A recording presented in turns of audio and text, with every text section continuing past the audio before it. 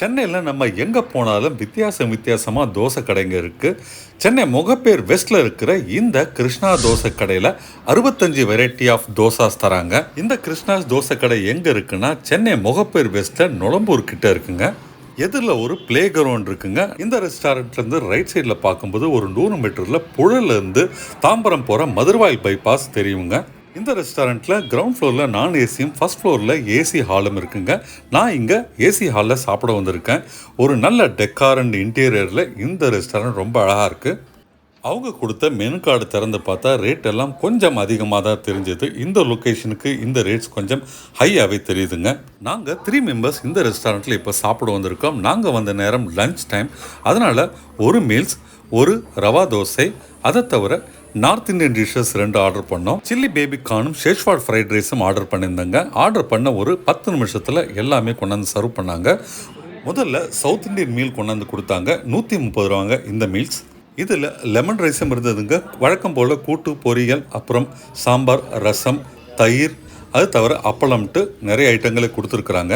இந்த மீல்ஸ் பார்த்தீங்கன்னா அன்லிமிட்டெட் மீல்ஸுங்க. நம்ம எவ்வளோ வேணால் வாங்கி சாப்பிட்லாம். அதை தவிர ஒரு ஸ்வீட்டும் சாப்பிட கொடுத்துருந்தாங்க. 65 வெரைட்டியில் தோசை கொடுக்குற ஒரு ரெஸ்டாரண்ட்டுக்கு வந்து தோசையை ஆர்டர் பண்ணாமல் இருந்தால் எப்படி? அதனால் நான் எனக்கு சூடாக முருகலாக ஒரு ஆனியன் ரவா தோசை ஆர்டர் பண்ணேங்க.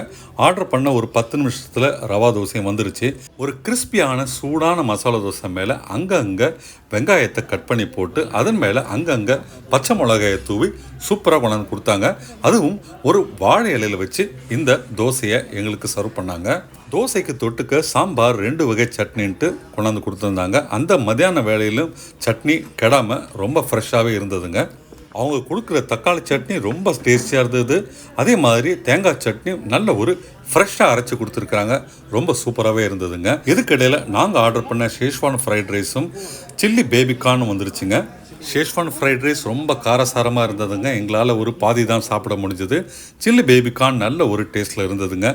ஆனால் எல்லாமே ரொம்ப விலை அதிகமாக இருந்தது.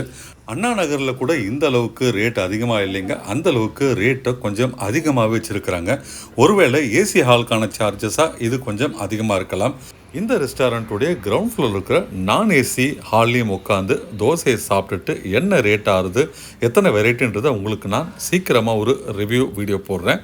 நண்பர்களே, இந்த வீடியோ உங்களுக்கு பிடிச்சிருந்தா லைக் பட்டன் ப்ரெஸ் பண்ண மறக்காதீங்க. நம்ம சேனலை இது வரைக்கும் சப்ஸ்கிரைப் பண்ணிட்டு உடனே சப்ஸ்கிரைப் பண்ணுங்கள். தேங்க்யூ ஃபார் வாட்சிங் திஸ் வீடியோ.